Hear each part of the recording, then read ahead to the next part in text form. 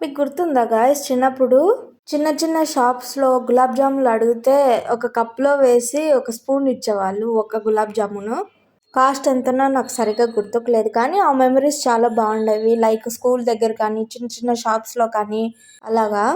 మీలో ఎంతమందికి ఇలాంటి మెమరీస్ ఉన్నాయో నా కామెంట్లో చెప్పండి గాయస్.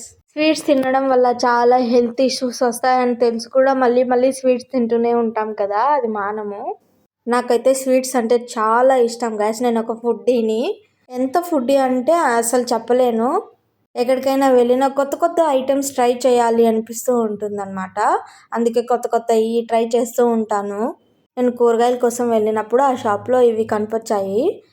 అప్పుడు కప్లో ఇచ్చేవాళ్ళు, ఇప్పుడు ప్యాకింగ్ చక్కగా చేసి నీట్గా ఎక్కడ లీకేజ్ లేకుండా ఇస్తున్నారు. 5 రూపీస్ అంట. టేస్ట్ అయితే డిఫరెంట్ చేంజ్ అయిపోయింది గైస్. అప్పుడున్న టేస్ట్కి ఇప్పుడున్న టేస్ట్కి అస్సలు సంబంధం లేదు. వీడియో నచ్చితే లైక్ చేయండి, నా ఛానల్ని సబ్స్క్రైబ్ చేయండి.